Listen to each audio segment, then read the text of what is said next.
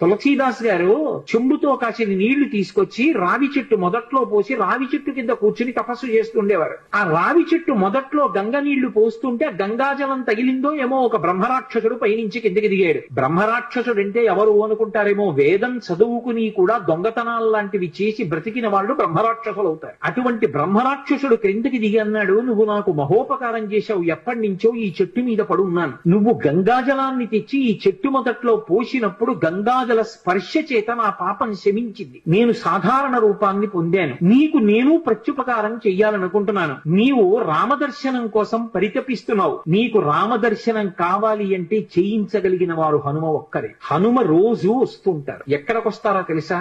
ఎక్కడెక్కడ రామనామం జరుగుతుందో, ఎక్కడెక్కడ రామనామం ప్రస్తావనకు వస్తుందో, ఎక్కడెక్కడ రామ కథ చెప్పబడుతుందో అక్కడ ఉంటారు. కాశీలో హనుమాన్ ఘాట్ లో ఒక వ్యక్తి రోజు రామాయణం చెప్తున్నాడు. అక్కడికి వచ్చి కూర్చుంటారు. ఎలా గుర్తుపడతావో తెలుసా? అందరికన్నా ముందు సభలోకి వస్తారు. అందరికన్నా ఆఖరణ కళ్ళ నీళ్ల పెట్టుకుని ఒక్కడు తలదించుకుని నడిచి వెళ్లిపోతూ ఉంటాడు. నువ్వు గుర్తుపట్టి వెంట వెళ్ళు అన్నారు. తులసీదాస్ గారు హనుమాన్ ఘాట్కి వెళ్లి కూర్చున్నారు. అందరికన్నా ముందు ఒక వ్యక్తి వచ్చాడు రామాయణం వినడానికి. అందరూ వెళ్ళిపోయిన తర్వాత తల ఉంచుకుని కన్నులమ్మట నీరు కారుతుండగా వెడుతున్నాడు. తులసీదాస్ గారు ఆయన వెంటబడ్డారు. ఆ వ్యక్తి కనిపెట్టాడు, ఎవరో నన్ను వెంబడిస్తున్నారని. ఆయన హనుమ ముందు వెడుతున్నవారు. వెనక్కి తిరిగి గద్దించి తులసీదాస్ గారు చెంబుతో కాసిన నీళ్లు తీసుకొచ్చి రావి చెట్టు మొదట్లో పోసి రావి చెట్టు కింద కూర్చుని తపస్సు చేస్తుండేవారు. ఆ రావి చెట్టు మొదట్లో గంగ నీళ్లు పోస్తుంటే గంగాజలం తగిలిందో ఏమో ఒక బ్రహ్మరాక్షసుడు పైనుంచి కిందకి దిగాడు. బ్రహ్మరాక్షసుడు అంటే ఎవరు అనుకుంటారేమో, వేదం చదువుకుని కూడా దొంగతనాలు లాంటివి చేసి బ్రతికిన వాళ్ళు బ్రహ్మరాక్షసులు అవుతారు. అటువంటి బ్రహ్మరాక్షసుడు క్రిందకి దిగి అన్నాడు, నువ్వు నాకు మహోపకారం చేశావు, ఎప్పటి నుంచో ఈ చెట్టు మీద పడున్నాను. నువ్వు గంగాజలాన్ని తెచ్చి ఈ చెట్టు మొదట్లో పోసినప్పుడు గంగాజల స్పర్శ చేత నా పాపం శమించింది. నేను సాధారణ రూపాన్ని పొందాను. నీకు నేను ప్రత్యుపకారం చెయ్యాలనుకుంటున్నాను. నీవు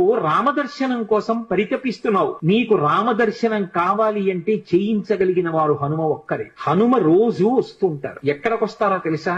ఎక్కడెక్కడ రామనామం జరుగుతుందో, ఎక్కడెక్కడ రామనామం ప్రస్తావనకు వస్తుందో, ఎక్కడెక్కడ రామ కథ చెప్పబడుతుందో అక్కడ ఉంటారు. కాశీలో హనుమాన్ ఘాట్ లో ఒక వ్యక్తి రోజు రామాయణం చెప్తున్నాడు. అక్కడికి వచ్చి కూర్చుంటారు. ఎలా గుర్తుపడతావో తెలుసా? అందరికన్నా ముందు సభలోకి వస్తారు. అందరికన్నా ఆఖరణ కళ్ళ నీళ్ల పెట్టుకుని ఒక్కడు తలదించుకుని నడిచి వెళ్లిపోతూ ఉంటాడు. నువ్వు గుర్తుపట్టి వెంట వెళ్ళు అన్నారు. తులసీదాస్ గారు హనుమాన్ ఘాట్కి వెళ్లి కూర్చున్నారు. అందరికన్నా ముందు ఒక వ్యక్తి వచ్చాడు రామాయణం వినడానికి. అందరూ వెళ్ళిపోయిన తర్వాత తల ఉంచుకుని కన్నులమ్మట నీరు కారుతుండగా వెడుతున్నాడు. తులసీదాస్ గారు ఆయన వెంటబడ్డారు. ఆ వ్యక్తి కనిపెట్టాడు, ఎవరో నన్ను వెంబడిస్తున్నారని. ఆయన హనుమ ముందు వెడుతున్నవారు. వెనక్కి తిరిగి గద్దించి